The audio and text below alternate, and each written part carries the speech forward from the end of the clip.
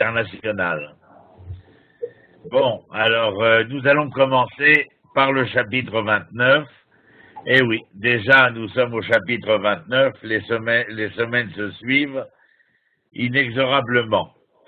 Un chapitre qui nous est connu, ce chapitre 29, non pas parce que nous l'avons déjà vu, mais parce que ceux qui lisent la Bible auront reconnu dans nombre de ces versets un passage du livre de Shemot, c'est-à-dire de l'Exode, à travers la sidra de la semaine qui concerne la paracha de Vaera, plus précisément les 7 plaies qui vont s'abattre sur l'Égypte.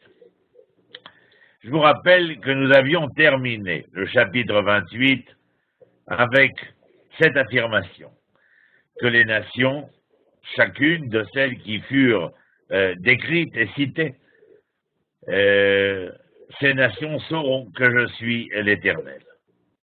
Dans ce chapitre 29, eh bien, le prophète va essentiellement se concentrer sur une autre nation, mais celle-ci est véritablement l'Empire. Empire hégémonique, empire totalitaire, et bien évidemment, c'est lié à ce que je disais précédemment, lorsque ce chapitre nous rappelle la paracha de Vaera et les 7 plaies qui s'abattirent sur l'Égypte. Ici aussi, donc, l'Égypte, au même rang que les autres nations, devra savoir. Car cette dernière n'a cessé de se comparer à Dieu. On se souvient, la semaine dernière, de Tzor, la ville de Tyr, au Liban, qui, après l'ampleur de sa grandeur, eh bien, s'est vu couler comme un navire. Et ce, malgré un comportement, une conduite, une pensée persuadée d'être infaillible, car Tzor se ressentait, dirait-on, véritablement divin lui aussi. Déjà dans Vaera, au chapitre 7, verset 5, Dieu fait savoir à Moshe que l'Égypte le reconnaîtra. Mais nous sommes bien avant la sortie d'Égypte. Ézéchiel, lui, va poursuivre d'une certaine manière l'action entamée dans cette sidra, dans ce passage qui concerne la préparation de la sortie d'Égypte, à savoir dans les 2 cas de figure, celui de Shemot du livre de l'Exode au chapitre 7 et celui du chapitre 29 dans Ézéchiel, eh bien, de faire savoir encore et toujours à l'Égypte qu'il y a un maître créateur, qu'il y a un maître d'œuvre à l'œuvre dans ce monde. Au cœur de ce chapitre, nous allons voir également la montée en puissance de Nabuchodonosor, de Nabuchodonosor contre l'Égypte. Il faudra expliciter, bien entendu, est-ce que cela s'est déroulé au moment où la prophétie est émise, puisque Ézéchiel prophétise que l'Égypte sera dépouillée de ses biens. Historiquement parlant, comme pour Tzor, nous l'avions dit au chapitre 28, comme pour Tzor, il faudra attendre, vous vous rappelez, pour la ville de Tyr, il faudra attendre l'époque d'Alexandre le Grand pour voir cette enclave si puissante, son roitelet et ce petit comtat, eh bien, être défait totalement, malgré sa puissance économique. Concernant l'Égypte, eh bien, en réalité, dans l'histoire, la prophétie de Ézéchiel, il y a énormément de bruit sur la chaîne, l'Égypte sera pillée, non pas à l'époque de Ézéchiel, mais à l'époque perse, par le fils de Cyrus. Voilà, pour remettre un peu les choses en ordre et avoir une approche plus juste de l'historiographie. Malgré tout cela, la prophétie d'Ézéchiel va rester d'une actualité véritablement probante. Je vous donne un exemple au verset 3 du chapitre 29. Daber ve'amarta, L'Éternel demande à Ézéchiel donc de parler. Ko amar Adonai Elohim, ainsi parle le Seigneur Dieu. Ineni alecha paro meler Mitzrahim. Voici, je m'en prends à toi, Pharaon, roi d'Égypte. Atanim Agadol. Vous savez que nous avions déjà vu cela dans le livre de l'Exode, où Pharaon, roi d'Égypte, est appelé de manière métaphorique, grand crocodile. À Rovetz Betor Yehorav, c'est-à-dire celui qui se meut, mais couché au milieu de ces fleuves. Pourquoi? Asher Amar li Yehori ve'ani asitani. Mon fleuve est à moi et c'est moi qui me le suis fait. Alors bien évidemment, ça vient confirmer ce que je disais précédemment, le parallèle qu'on peut faire avec le livre de l'Exode. Et donc à ce verset 3, il nous est rappelé, non pas insidieusement, mais réellement, concrètement, cette allégorie de Pharaon comme crocodile ou comme le Nil, des emblèmes qui vont, à mon avis, soulever une véritable question théologique, une question de fond. L'influence de la culture païenne égyptienne sur Jérusalem. Pour quelle raison? Eh bien, parce que nous sommes à l'époque où le temple a déjà été détruit, ou même si nous sommes à ces quelques mois avant la destruction, cela n'empêche rien, car en fin de compte, l'alliance qui liait Tzidkiyahu Sédécias était une alliance qui le liait à Nabuchodonosor. C'est lui qui l'a mis en place. Après la défaite de Jérusalem, et que Joachim a été exilé, d'ailleurs avec Yereskel. Eh bien, il a prêté allégeance, Tzidkiyahu, et il a été redevable de ses impôts. Or, pour des raisons de basse géopolitique, eh bien, Tzidkiyahu fera alliance avec les roitelets du quartier, mais aussi l'Égypte, afin de déstabiliser l'empire babylonien. Le crocodile, pour revenir à lui, c'est la force animale. Le Nil, c'est la force de la nature. En fin de compte, Pharaon, devant Moshe, mais le Pharaon de l'époque du premier temple, c'est le même dans le sens où intimement persuadé que sa force est la pièce maîtresse, sa puissance, sa force, si Tzor, la situation économique, lui permettait de se positionner dans la géographie régionale avec une énorme puissance du fait de cette économie, l'Égypte, elle est, comme vous l'entendez, en tant qu'empire, eh bien persuadée que personne ne pourrait remettre en cause sa puissance. Je crois que j'ai besoin de faire une correction. Souvent, on traduit, par exemple dans Shemot, ce fameux chapitre 7, au verset 9, où Moshe avec Aaron se trouve devant Pharaon, et il prend sa verge, son bâton, et la jette à terre, et nous avons l'habitude de traduire cela par le serpent. Mais le texte nous parle de Tanin, et Tanin, c'est le crocodile. D'ailleurs, si je dis qu'il ne s'agit pas d'un serpent, mais d'un crocodile, vous vous rappelez, dans l'histoire, ce crocodile va dévorer les autres crocodiles, parce que là aussi, la traduction n'est pas serpent, vis-à-vis des magiciens égyptiens, mais de crocodiles. Ça revient au même, bien sûr, mais nous gardons le crocodile parce que c'est un animal avec une force assez probante.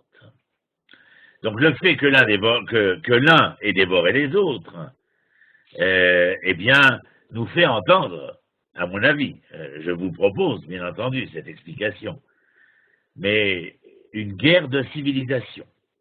À savoir, Moshe vient devant Pharaon représentant quelque chose. ceux qui aspirent à la libération de l'esclavage, ceux qui aspirent à l'autodétermination, à la liberté. Et la civilisation pharaonique, qui est la civilisation des maîtres et des esclaves, face à une société que Moshe propose comme étant une société d'hommes libres. Ce qui nous donne bien sûr à réfléchir dans ce chapitre 29. En qui devons-nous croire? L'homme, la matière, la force, ou bien pas seulement l'homme en tant qu'homme pour l'homme, mais si nous considérons ce dernier comme étant intimement lié à son Créateur. Nous retrouverons cela, bien entendu, pour ceux que ça intéresse de noter, dans le livre de Dvarim, le dernier des 5 livres, chapitre 11, verset 10. Qu'est-il dit là-bas? Eretz Israël ne ressemble guère à l'Égypte.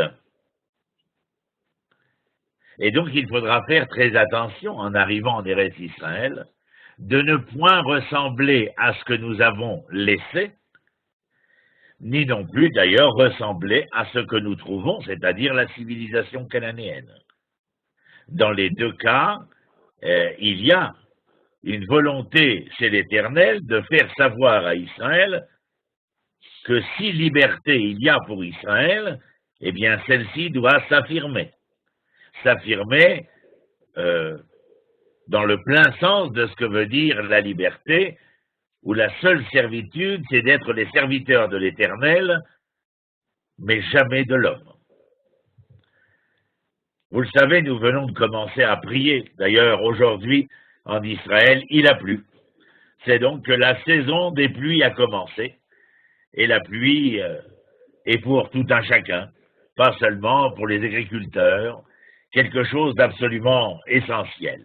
Pourquoi? Oh, n'importe qui aurait pu le dire, mais nos sages le précisent, à savoir que la pluie est ce qui permet de relier le ciel à la terre et la terre aux cieux.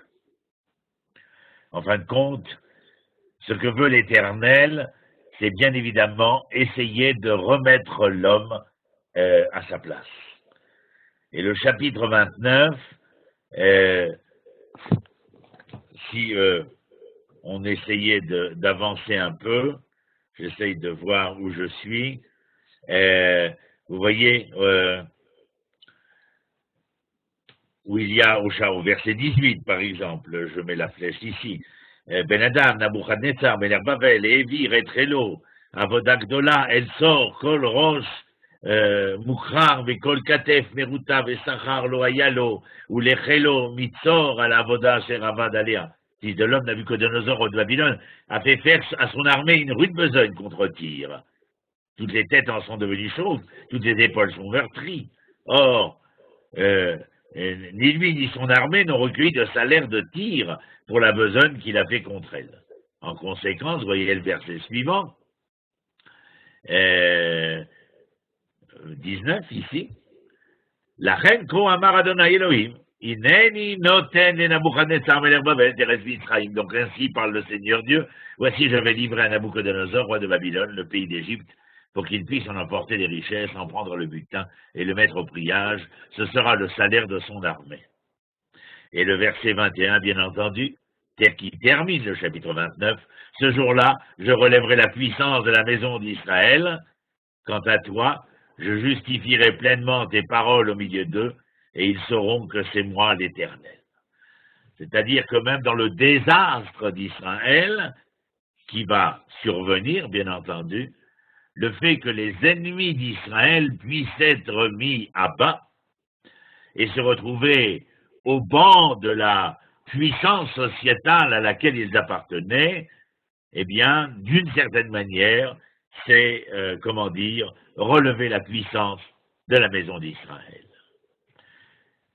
Je vous emmène maintenant au chapitre 30. Et au chapitre 30, eh bien, ce chapitre, bien évidemment, poursuit le précédent. La nuit va s'abattre sur l'empire égyptien, l'obscurité va l'engloutir peu à peu. Regardons, si vous le voulez bien, ce verset-là. Vaï be'echad esre shana barishon beshiva lachodesh ayadvar Adonai elai lemor. Il advint la 11e année, le 7 du premier mois, que la parole de l'Éternel me fut adressée. Que lui est-il dit? Ben Adam et Zoa Paro Meler Mitzraïm Shabarti. Fils de l'homme, j'ai brisé le bras de Pharaon, roi d'Égypte. Et Iné, l'Orumsa, la tête est faute, les Soum Chidoul. Or, on ne l'a point pensé en y appliquant des médicaments, en y posant un bandage comme pansement, afin qu'il reprenne des forces. La Chavisha, les Chaska, l'Itfos Bacherev. Il y a donc une volonté de nous marquer ici, comme je l'ai inscrit sur mes feuilles, eh bien, de montrer comment la nuit va s'abattre sur l'empire égyptien, l'obscurité l'engloutir peu à peu. Au beau milieu du texte, soudain, Dieu va s'adresser à Yéhezkel pour annoncer ce que nous venons de lire. Qu'il brisera le bras de Pharaon, et bras après bras, c'est-à-dire à tour de rôle. La déchéance ne se fait pas d'un seul coup, mais elle se fait par un coup. Une nouvelle datation, me direz-vous encore une fois, en plein milieu, vous voyez le verset 20. Nouvelle datation, comme il en existe plusieurs, énormément même, dirais-je, dans le livre de Yéhezkel. Le prophète non seulement prophétise, mais il sait pertinemment non seulement ce qui s'est passé, mais aussi ce qui se passe.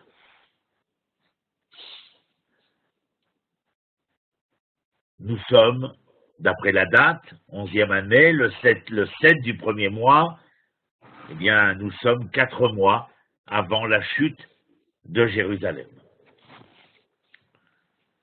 Je vais, avec vous, essayer de nous aider avec les propos de Jérémie à cette même époque pour mieux comprendre Ézéchiel.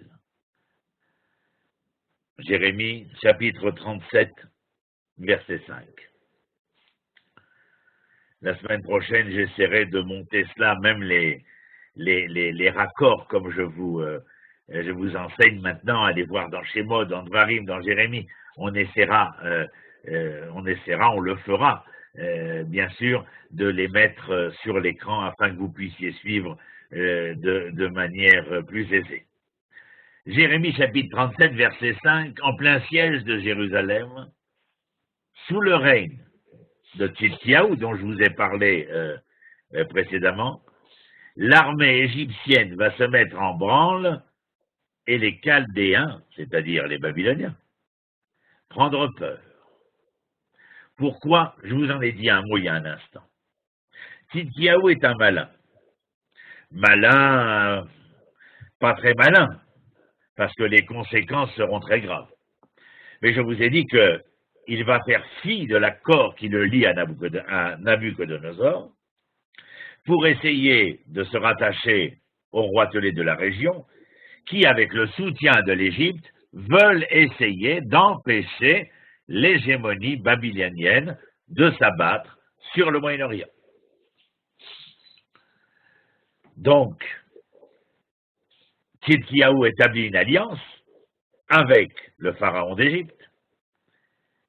Et contrairement à ce que nous avions vu précédemment dans Ézéchiel, où il prophétise que les nations ne se lèveront pas, ne viendront pas en aide, dans Jérémie non plus d'ailleurs, eh bien, particulièrement, je voulais vous montrer ce verset de Jérémie 37, 5, où l'on voit les Égyptiens se mettre en branle, non pas pour venir sur Jérusalem, non point.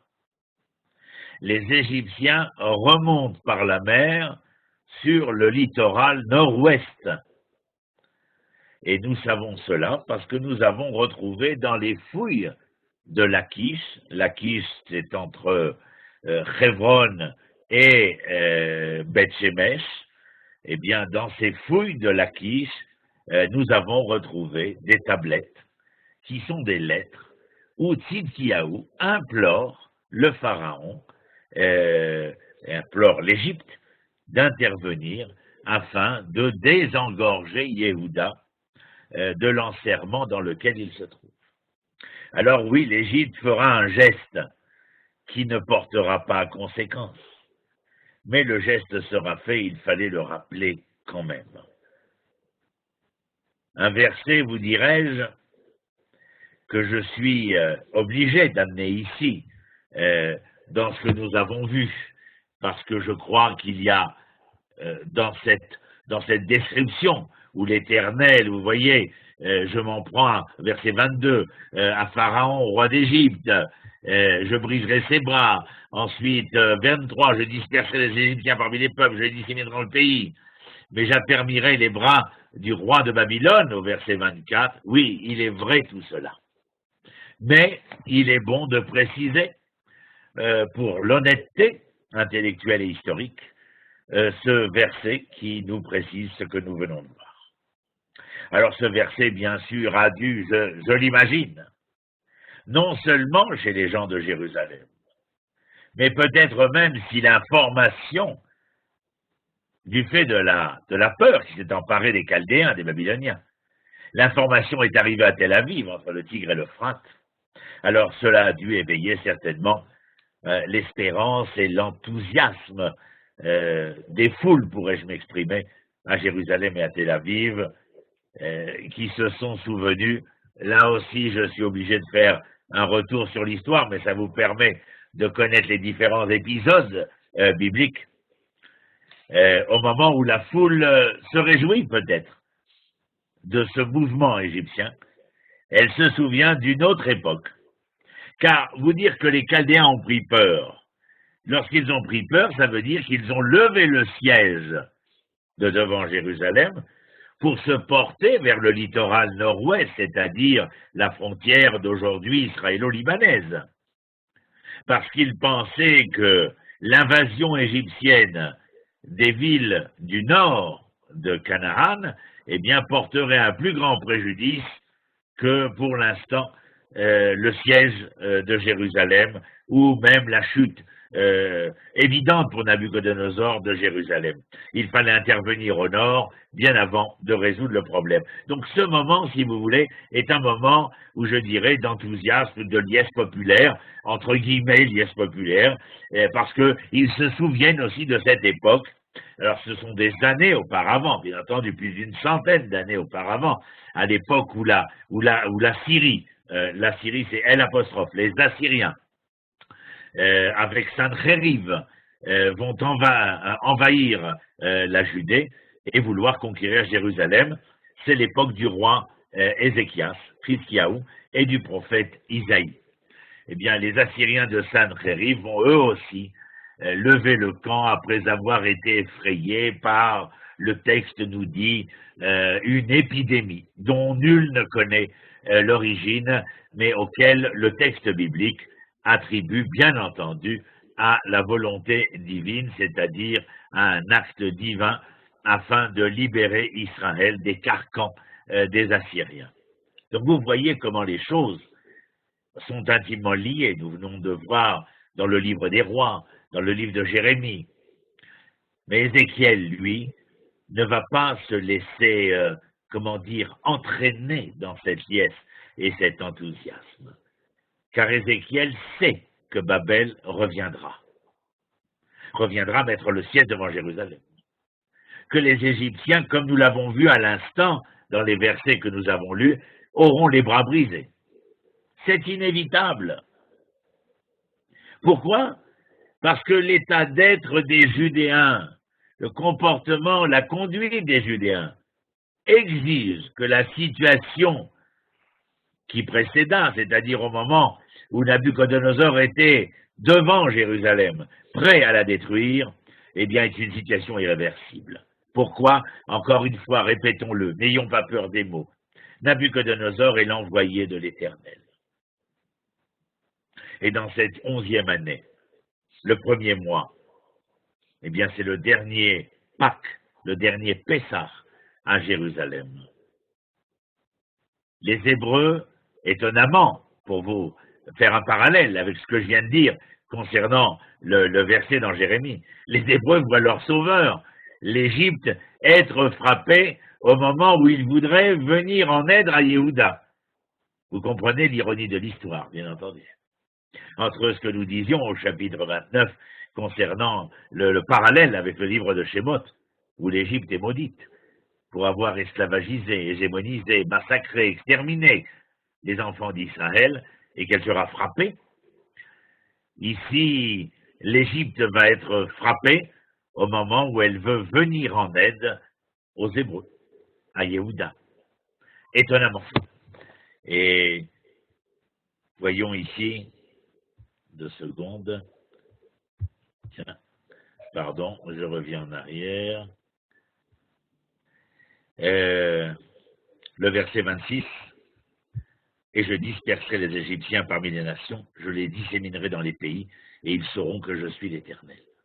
Ce verset 26, qui termine le chapitre 30, vient lui aussi nous faire entendre ce que nous avions déjà entendu précédemment concernant Sidon, Saïda, Tyr, c'est-à-dire, et d'autres villes, bien entendu, d'autres petits royaumes, parce qu'il s'agit ici, c'est pour ça que j'ai employé le mot comtat, comme dans le comtat vénécin.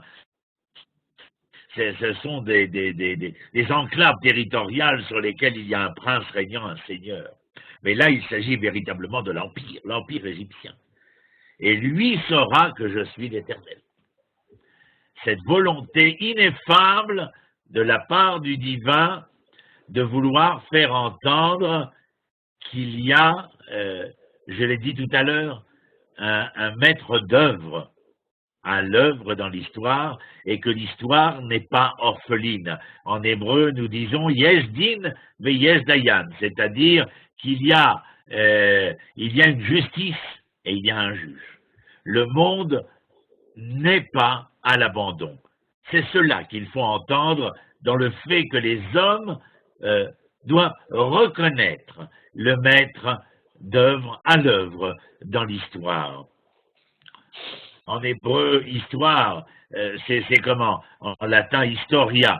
Alors on l'écrit en hébreu avec un tav, le Rav Kook l'écrivait avec un tav, parce qu'il voulait nous faire entendre Esther, Yud-He, la face cachée de l'Éternel. Car bien sûr, c'est derrière les rideaux du théâtre de l'histoire que l'Éternel tire les ficelles, bien entendu, d'un déterminisme collectif.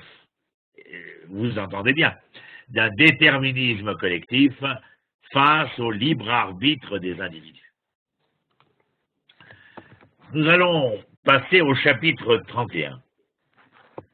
Chapitre 31 pour vous dire que la prophétie que nous allons voir ici, vous voyez, je vais vous signaler encore une fois, Vaï be'echad esre shana be'shlishi be'echad lachodesh eyad varadonai elai il est mort. La 11e année, le premier jour du 3e mois. C'est-à-dire que nous sommes après Pessah, après Pâques. Ben Adam est mort, El Paro Meler Mitzraim Velamon. El Midamita Begodlecha. Fils de l'homme dit à Pharaon, roi d'Égypte, et à sa cohue, à qui es-tu comparable dans ta grandeur? Et regardez maintenant ce qui est écrit au verset 3. Ine Ashur Erez Balevanom. Voici, alors la traduction française, je ne sais pas pourquoi elle le dit pas. Ine Ashur Erez Balevanon. Ashur, les Assyriens, sont comparés allégoriquement au cèdre du Liban. La traduction dit un cèdre superbe. Il est fait un arbre vers Choresh Mitzel, c'est-à-dire aux belles branches, à la frondaison ombreuse, haut de stature, sa cime percée des nuages, etc., etc. Vous voyez au verset 4, au verset 5, au verset 6, nous voyons l'expression du verbe venir affirmer et confirmer la puissance des Assyriens. Donc, je vous rappelle le verset 2, Fils de l'homme dit à Pharaon, roi d'Égypte, et à sa cohue, à qui es-tu comparable dans ta grandeur? Si je te compare aux Assyriens. Alors cette prophétie, à mon avis, est différente des autres, de toutes celles concernant les nations. Dans ce livre, d'ailleurs, ou tout autant dans les autres, ce qu'il y a de particulier, c'est cette allégorie au sein d'une autre allégorie. Les Assyriens que l'on compare ici au Liban, et au Liban, les cèdres superbes, comme je l'ai dit il y a un instant, et comme nous l'avons lu au verset 2 et 3. Le sens y est décrit, vous l'avez compris, de manière métaphorique. L'orgueil, nous le dirons, des grandes puissances, va s'effondrer toujours, comment dirait-on, va toujours s'effondrer au-devant des nouvelles puissances émergentes. Voyons les versets 11 et 12. Vaïtnaheu beyad el agoïm. J'ai voulu le livrer aux mains d'un puissant parmi les nations, pour qu'il lui infligeât le traitement dû à sa méchanceté, je l'ai répudié. Vaïtnaheu beyad el agoïm asouya, c'est long. Kerish o gerashtiu. Qui ai-je livré aux mains d'un puissant parmi les nations? Cette nation émergente. C'est-à-dire que, d'une certaine manière, Ézéchiel prophétise, ou l'Éternel fait dire à Ézéchiel, pensais-tu que si la puissance assyrienne a dû être cette civilisation qui a vu sa grandeur, mais qui sera témoin de sa décadence, alors pensez-vous qu'à l'époque, permettez-moi de rajouter aujourd'hui aussi, pourquoi nos civilisations, conséquentes de X, Y raison et causalité, eh bien, ne viendraient pas à disparaître afin d'être remplacées par les puissances émergentes.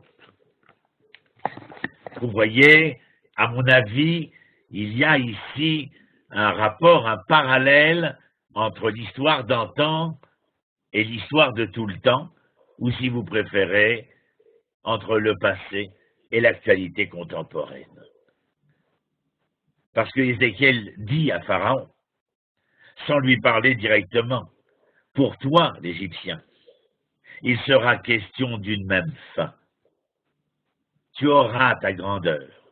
Et nous qui parlons aujourd'hui, à l'heure où nous parlons, depuis Jérusalem, Hébron, nous sommes les témoins de Rome, d'Athènes, de Persépolis, de l'Égypte, etc., l'Espagne, les grands empires. Quels sont les empires restés en place? Eh bien, Ézéchiel lui dit, pour toi, il sera question de la même fin. Regardez au verset 8 ce qui est écrit. Les cèdres ne l'avaient pas éclipsé au jardin de Dieu.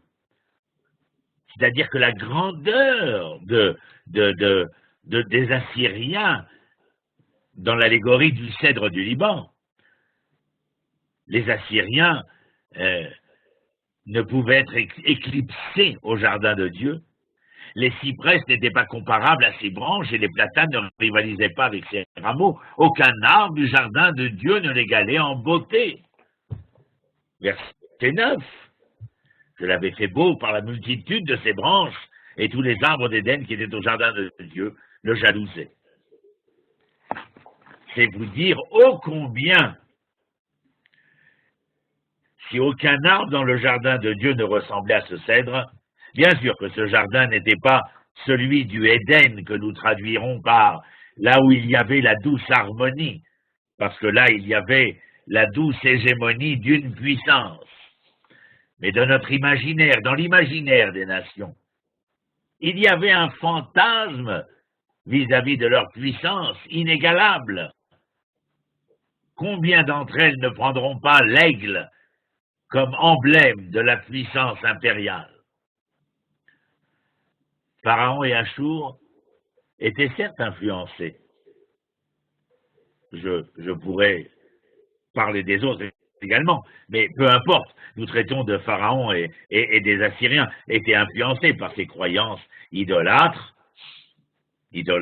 c'est-à-dire, comme nous l'avons déjà expliqué, par le fait que nous n'étions pas véritablement au rendez-vous de nous-mêmes, à la rencontre avec nous-mêmes, mais que nous voulions servir. L'idolâtrie, ce n'est pas seulement Baal et Astarté, ces statuettes.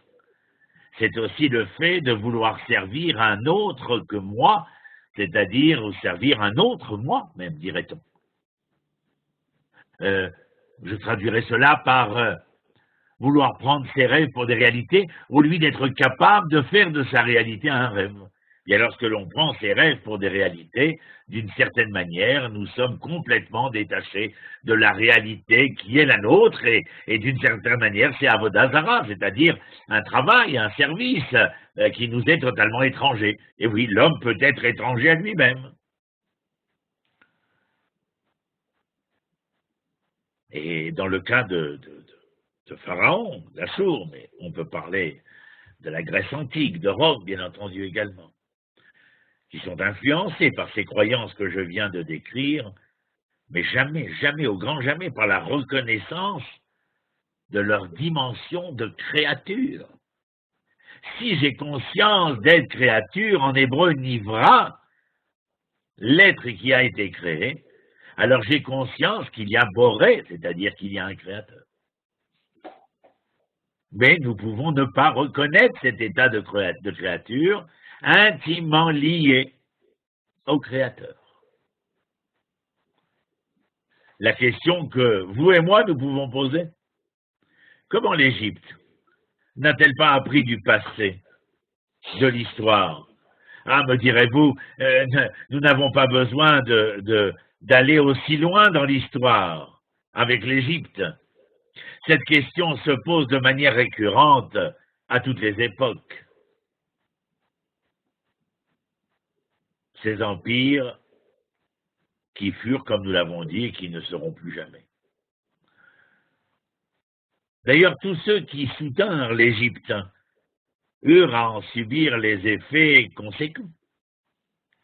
Nul allié de ces puissances n'a pu se sortir, de la crise dramatique et même tragique qui entama le devenir de ces puissances. Tous, toutes en tout cas, auront à subir les conséquences. Je vous dirai simplement que dans ce chapitre où nous sommes, bien, nous ne voyons pas, je passe parce que je regarde le verset 18, à qui donc pouvais-tu être comparé en gloire et en grandeur parmi les arbres de l'Éden? Et pourtant, tu seras précipité avec les arbres de l'Éden dans les régions souterraines, parmi les incirconcis, tu seras couché avec les victimes de l'épée. Voilà ce qu'est Pharaon avec toute sa cohue, dit le Seigneur Dieu. El midamita kacha bekavod ou begodel. Be'atse Eden, Uradeta, et Atse Eden, el Eretz Tartit, Betor Arelim, Tishkav, et Halale Cherev, ou Paro, Bekol Amona, Nehu Madonai. Continuellement, il y aura ce rappel que nous venons de voir en hébreu. Arelim, qui seront, comment dire, la traduction ici, c'est incirconcis. Mais Arelim, c'est vouloir nous dire ceux qui ont gardé ce que nous connaissons vis-à-vis de la circoncision, le prépuce. Mais en hébreu, Arel, ce n'est pas simplement la orla du sexe masculin. Ça peut être l'oreille qui est avec une orla. Le cœur peut être avec une orla. Ça veut dire qu'il y a comme un écran, comme une chair qui nous empêche de pouvoir être véritablement l'esprit de l'organe qui est le nôtre, ou d'apporter une dimension spirituelle, une dimension d'être à l'organe qui est le nôtre. Et continuellement, dans le texte, nous voyons revenir, si vous reprenez ce chapitre, vous verrez qu'il est écrit « Arelim tishkav et halale cherev ». Eh bien oui, vous qui êtes, comment dire, Halalei Cherev, ça veut dire ceux qui sont victimes de l'épée. Vous avez été victime de l'épée parce que vous étiez incirconcis. Pas dans le sens de la circoncision, mais dans le sens de ne pas pouvoir entendre, de ne pas pouvoir sentir, d'être, comment dire, opaque à la parole divine, en ne l'entendant pas et en ne réagissant pas. Ou paro veko lamona, ainsi Pharaon et toute sa cohue. Ainsi parla l'Éternel. Et vous voyez, même dans ce chapitre, dans ces chapitres où nous parlons des différentes nations, je suis obligé de vous faire remarquer que Ézéchiel ne prononce toujours pas une accusation, quelle qu'elle soit, contre Babel. Me direz-vous la raison? Peut-être. Peut-être parce qu'il est l'hôte de Babel. Mais peut-être aussi parce qu'il considère, comme nous l'avons dit précédemment, que Babel est la main de l'Éternel. Si elle devra un jour payer le prix de ces abominations, elle n'en est pas moins le glaive par lequel l'Éternel agit dans l'histoire.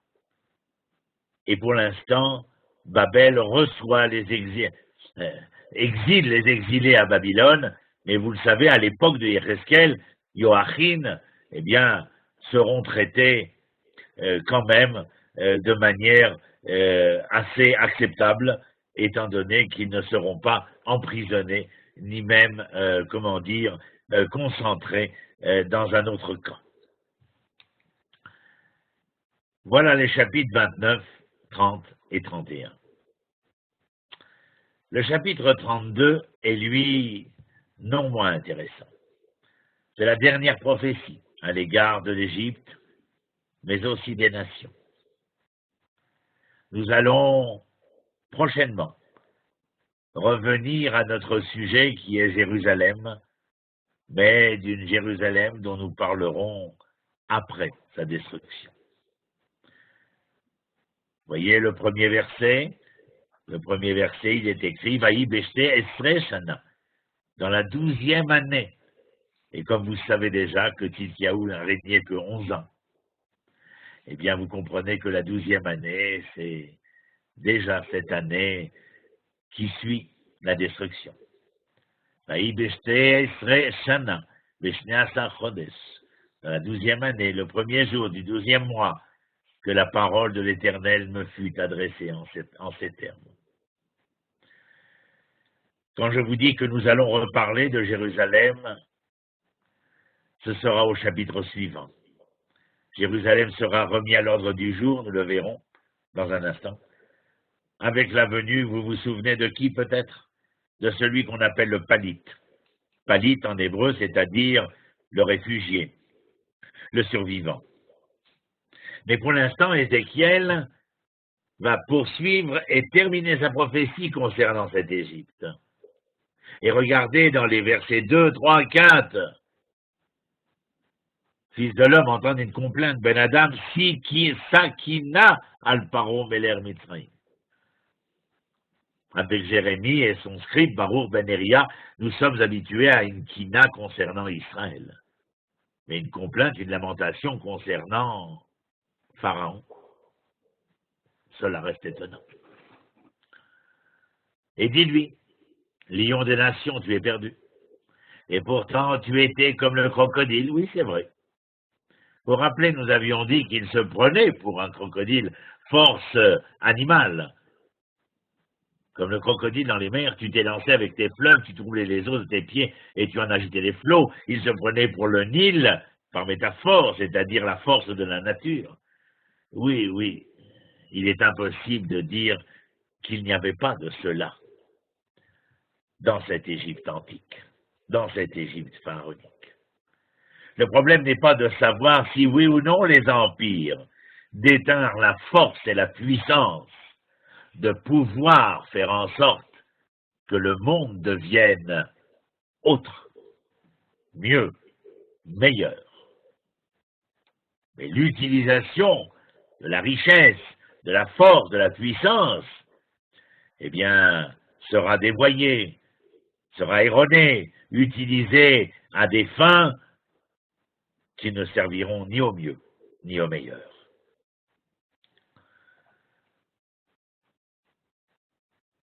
Je vous disais de nouveau dans ces versets le même phrasé, bien sûr, qui concerne la déchéance de cet empire égyptien, une descente aux enfers, comme toutes les grandes puissances les unes après les autres, nous l'avons dit, une chute vertigineuse vers les abîmes de l'histoire. Regardez avec moi, je vous emmène au verset 22, par exemple. Là est Assour avec toute sa troupe autour de lui, sont ses tombeaux. Ce sont tous des victimes tombées sous le glaive. Hein? Ça vous rappelle un peu ce que nous avons vu au verset 31, au chapitre 31, cette comparaison, ce parallèle avec la puissance assyrienne déçue. Et puis regardez 24. Là était l'âme, avec toute sa multitude alentour de son sépulcre. Et l'âme, c'est encore un compas. Ce sont tous des victimes tombées sous le glaive, ils sont descendus incirconcis dans les profondeurs souterraines. Voyez, je vous le dis en hébreu parce que ça va vous sonner, bien entendu, à l'esprit. Shamelam bekolamona, svivot gvurata, kulam chalalim anoflim bacherev. Encore une fois, ces victimes de l'épée, un cher yardou, qui sont tombés, arelim eleret stasiot, ils sont tombés. Alors le texte en français est traduit par incirconcis, mais je vous ai donné la signification. Ils sont descendus dans l'opacité de leur entendement et de leur sensibilité. Or là, c'est ce prépuce qui vient empêcher l'émergence de l'être.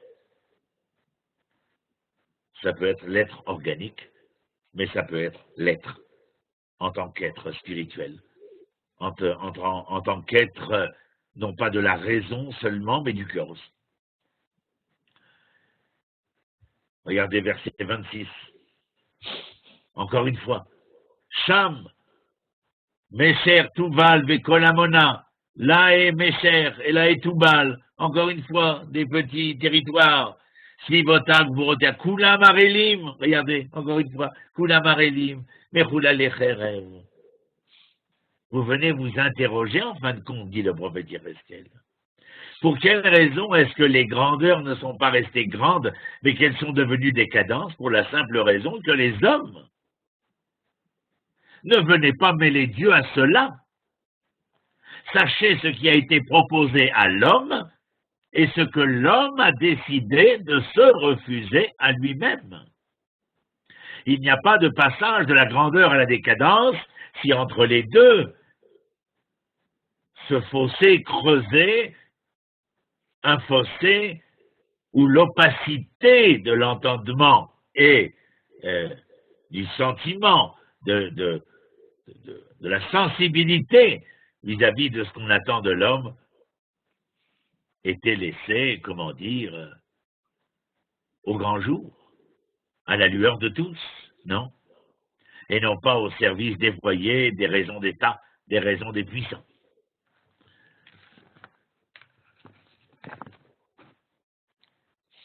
Alors je vous disais tout à l'heure une véritable lamentation concernant l'Égypte. Et alors la question que vous pourriez me poser, c'est de me dire, alors on se lamente sur l'Égypte et alors il n'y a rien sur Jérusalem. Je dis oui, vous avez raison. Il n'y a rien sur Jérusalem, si ce n'est, eh bien, permettez-moi de le dire, de soulever cela, si ce n'est le sous-entendu dont je vous ai parlé depuis tout à l'heure, comparatif, un sous-entendu que l'on peut utiliser comme comparatif avec les victimes de Jérusalem. Lorsque je lis ce que je vous ai lu, Mesher, Tubal, Elam, l'Égypte, et Édom, et je ne sais qui d'autre vont tomber au fil de l'épée, parce qu'ils sont, comme on dit le texte en français, incirconcis, mais comme je vous l'ai dit, opaques à tout entendement et toute sensibilité. Eh bien, je ne crois pas que nous parlons simplement de cela. Je crois que le sous-entendu, si vous me permettez, lorsqu'on emploie le mot Arélim, il est tout aussi valable pour les gens de Jérusalem. Chalalé Cherev, les victimes de l'épée, est tout autant valable pour les victimes coupables d'Israël. Et je crois que les roitelets régionaux, comme l'Empire égyptien, comme Jérusalem, comme le terroir de Juda, eh bien, sont tous victimes, coupables des chemins qu'ils ont poursuivis, chemin poursuivi à travers un idéal erroné, mais convaincu que l'erroné de cet idéal était la vérité. Et c'est pour ça que je me permets de vous dire que lorsque, par exemple, au verset 25, au milieu des cadavres, on lui a donné une couche avec toute sa multitude en des tons tout autour, ce sont tous des incirconcis victimes du glaive, encore une fois ici. Je ne peux pas m'empêcher de faire un parallèle entre non seulement ces victimes-là et les victimes qui gisent à Jérusalem, puisque nous sommes dans la 12e année après la destruction. Après tout cela, eh bien, nous revenons à Ézéchiel, je dirais, que nous connaissions. Il va commencer, à sa manière peut-être, eh bien, de prophétiser la délivrance, mais il reste, à mon humble avis, toujours froid. Regardez verset 32. Car j'ai répandu ma terreur au pays des vivants, et il sera couché parmi les incirconcis avec les victimes du glaive, Pharaon et toute sa multitude, dit le Seigneur Dieu. Et toujours rien décrit de manière probante, ni le verbe, ni l'écrit ne viennent nous parler encore de cette Jérusalem qui vient de perdre toute souveraineté, toute indépendance, qui est en train de brûler, et où non seulement le peuple a perdu tout sens, mais le temple qui représentait tellement n'est plus qu'une ruine. Mais comme dira le Midrash, à la veille du 9 Av, lorsque le temple sera détruit par Nabuzaradan, le général de Nabuchodonosor, ne pense pas, général, que tu allais incendier ma maison. Tu ne faisais que brûler des pierres déjà consumées. Vous entendez ce que dit l'exégèse biblique? Tu ne feras que brûler des pierres déjà consumées. Et si ces pierres sont consumées, elles ne sont pas consumées par l'assaut chaldéen, mais bien par les enfants d'Israël au sein de Jérusalem, bien avant l'assaut des Babyloniens. Le chapitre 33, c'est notre dernier chapitre ce soir. Et nous pourrions le partager en deux parties. La première partie, c'est la prophétie du Tsophé. Tsophé, c'est le voyant. J'essaye de le trouver. Voilà. Ben Adam daber el bene amecha, parle aux enfants de ton peuple. Va martalem eretz, et dis-leur s'il est un pays contre lequel j'amène le glaive. Velakru amar et ishechad, s'il est un pays contre lequel j'amène le glaive, les gens de ce pays prendront un homme dans leur rang pour l'établir comme guetteur, ishechad, mikseem, venatnu otolahem et Tsophé. Alors Tsophé en hébreu, c'est le voyant, le visionnaire. Tsophé, je vais vous dire en hébreu, pour ceux qui aiment la langue hébraïque, Tsophé, c'est cette même racine que vous voyez là, tzadik péré, sert à dire, à énoncer deux verbes. Litzpot, c'est voir au loin, c'est le rôle de l'éclaireur en quelque sorte. Veletzapot, c'est espérer. Eh bien, si la racine tzadik péré est polysémique, comme je vous l'ai déjà appris, c'est-à-dire qu'une racine a plusieurs définitions, Quel rapport entre les définitions pour connaître le sens de la racine? Eh bien que l'éclaireur, lorsqu'il est envoyé en éclaireur, est à même de nous rapporter, comment dire, un rapport sur l'ensemble de l'événement du terrain. Et tout cela pourquoi? Eh bien afin de donner l'espoir à l'armée qui va s'engager dans la bataille. Donc vous voyez, Sofé, Metsapé, Tsipia, c'est l'espoir, Sofé, c'est l'éclaireur. Voilà, juste une parenthèse grammaticale, mais où la grammaire est porteuse de sens, c'est-à-dire que c'est une véritable sémantique. La deuxième partie concernera l'après-destruction. Alors, qu'est-ce qu'on nous dit dans la première partie? Si le Tsofé, regardez versets 3 et 4, cet homme, voyant le glaive venir contre le pays, sonnera de la trompette et avertira le peuple.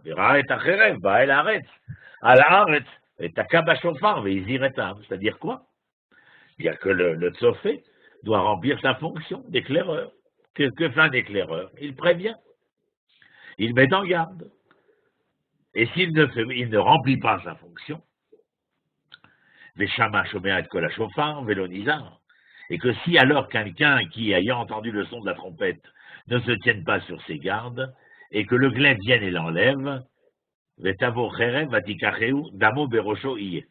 alors on pourrait penser que celui qui n'a pas été sur ses gardes, mais le sens du verset, c'est que si le Tsofé, le voyant, le visionnaire, l'éclaireur, comme vous voudrez, n'a pas rempli ses fonctions, à savoir mettre en garde, eh bien c'est lui qui devra en payer le prix, il devra le payer au prix de sa vie d'ailleurs, tel que le texte le dit maintenant.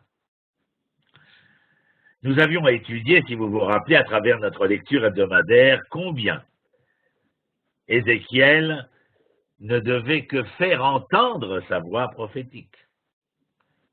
Tous les chapitres que nous avons vus depuis le chapitre 1, lui, le prophète, ne devait jamais les mettre en garde, ni même les sauver. Et voilà qu'étonnamment, notre chapitre 33 maintenant énonce une prophétie des plus probantes. Le Sofé est responsable, ou doit être responsable. C'est-à-dire que d'une certaine manière, Yéhezkel aimait ici, étant donné qu'au verset 1, vous voyez, la parole de l'Éternel me fut adressée en ces termes. Oui, Yéhezkel, tu dois expliciter le sens de la fonction du prophète, du Sofé. Il est responsable, mais pas seulement responsable, il porte sur lui une responsabilité collective. Prévenir le peuple afin qu'il y ait un repentir du mal, des méchants, des maux sociétaux. Nous avions vu cela un peu au chapitre 18 de Yéhezkel, où il disait, je l'ai écrit comme ça, je vous dis tel que je l'ai écrit, la vertu vivra, l'ignominie périra. C'est en fin de compte ce qui est écrit dans le chapitre 18. Je vous rappelle l'histoire avec le père et le fils, qui devra payer, qui paye au nom de qui. J'ai résumé cela en disant la vertu vivra, l'ignominie périra. Moi j'ai une question à vous poser, et je me la pose à moi aussi, bien entendu. Sommes-nous toujours ce que nous enseignons? Grande question, que le racidisme explicitera de cette manière. Êtes-vous véritablement ce que vous pensez? Êtes-vous véritablement ce que vous dites? Êtes-vous véritablement ce que vous faites? Je laisse la question suspendue.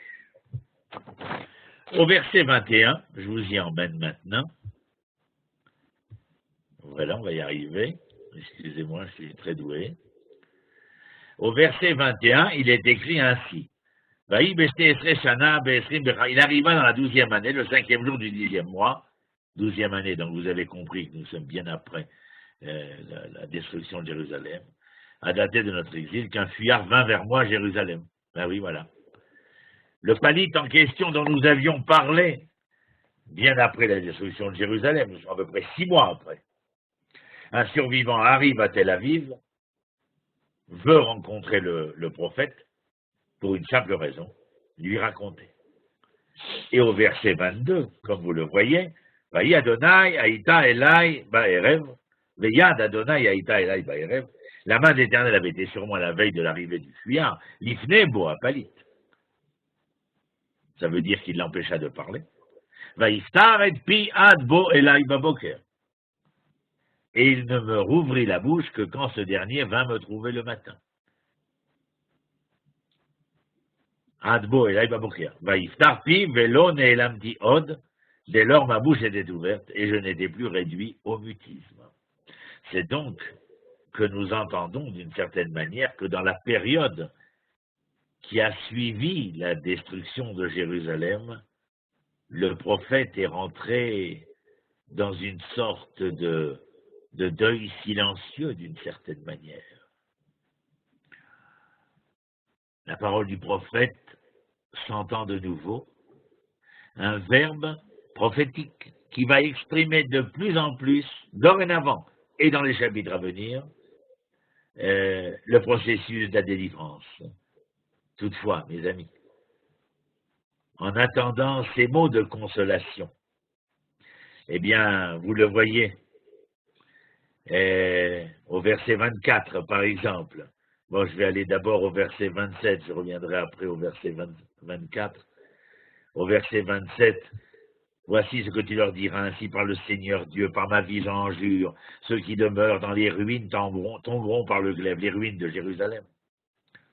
Ceux qui sont en rase campagne, je les livrerai en pâture aux bêtes, et ceux qui sont dans les forts et les cavernes mourront de la peste. En attendant, je vous dis, bien avant qu'il commence à entonner le verbe de la délivrance, Yézéchiel nous entretient des survivants de Jérusalem et de leur devenir.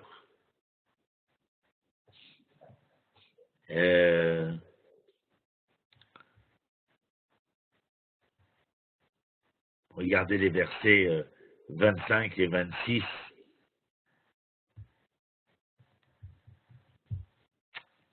Avant le verset 25-26, je veux vous dire ainsi cela.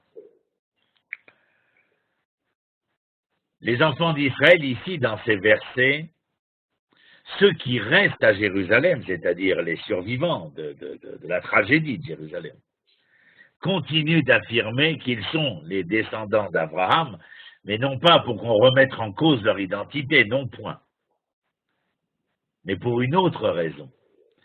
Ils viennent revendiquer le fait qu'ils sont les enfants d'Abraham, parce qu'ils veulent, vous voyez au verset 24, fils de l'homme, les habitants de ces ruines sur le sol d'Israël disent Abraham était un homme isolé et il a obtenu la possession du pays. Vous comprenez ce qu'ils veulent dire? Nous, les survivants, nous sommes encore nombreux. C'est à nous que le pays a été donné en propriété. Mais ça ne va pas, ce n'est pas acceptable. La morale, quand tu parles d'Abraham, tu parles de la morale d'Abraham. Elle est face à face avec ton indignité du moment. Comment peux-tu comparer cela? Ézéchiel va répondre avec véhémence, je le lis en français parce que le temps qui nous est imparti s'écoule. Eh bien, dis-leur, ainsi par le Seigneur Dieu, vous mangez auprès du sang, vous élevez les yeux vers vos idoles abjectes, vous répandez le sang. Et alors quoi? Vous voulez être maître du pays? Ben arrête, Tirachou. Vous pouvez assassiner, tuer, violer, violenter. Et encore venir et revendiquer le droit sur la terre. Regardez au verset 26. Vous vous appuyez sur votre glaive. Vous commettez des horreurs. Vous déshonorez l'un la femme de l'autre. Ben arrête, Tirachou. Et vous voulez être maître du pays? Vous comprenez? C'est fini. Mais comment osez-vous revendiquer le droit de propriété sur cette terre qui exige ce que vous avez rappelé, que vous soyez les enfants d'Abraham, c'est-à-dire de cette identité morale, de cette dignité humaine? Et l'Éternel s'exprimera.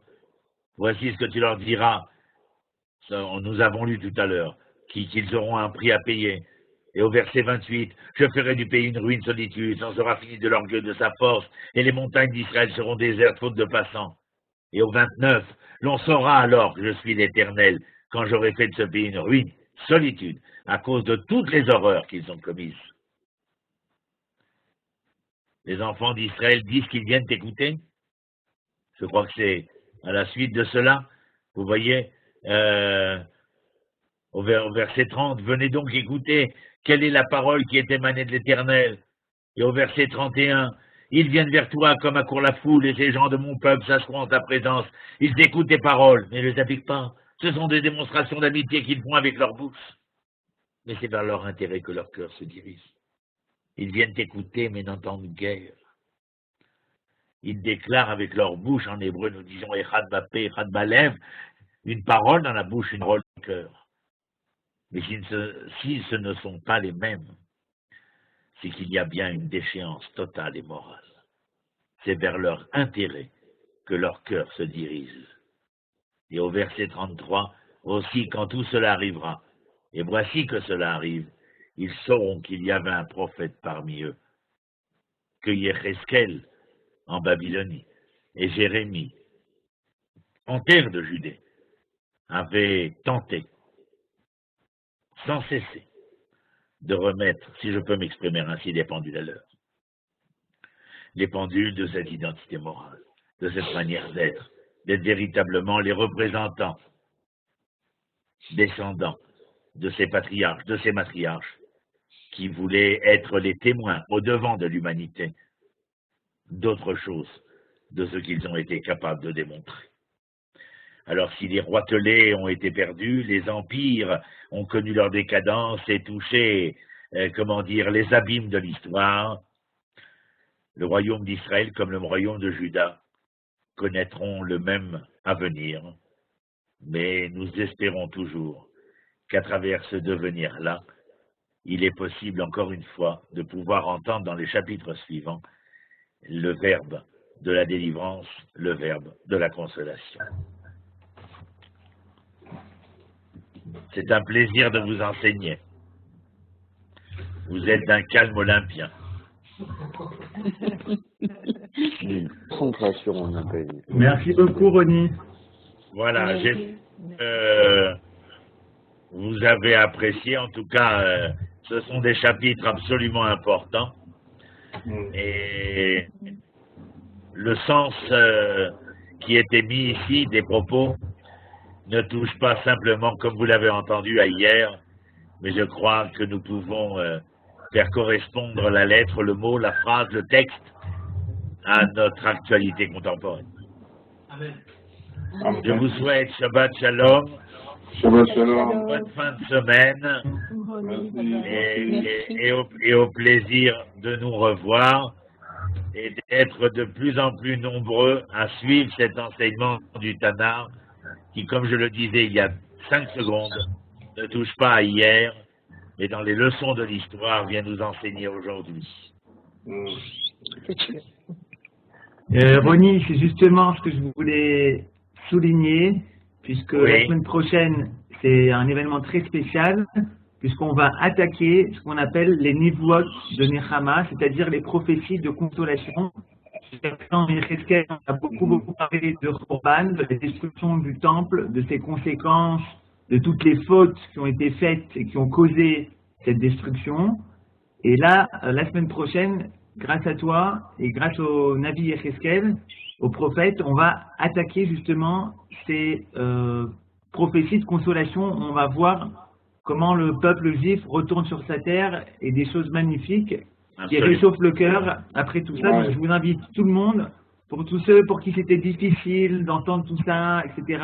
Dites à tout le monde de revenir, de ramener du monde. C'est des prophéties qu'on dit dans des Haftarot, dans des Shabbatot, qui sont très très importantes et qui nous permettent de regarder aujourd'hui l'état d'Israël avec un nouvel œil et de comprendre à quel point les prophéties se réalisent aujourd'hui, comme tu le disais si bien, Ronnie.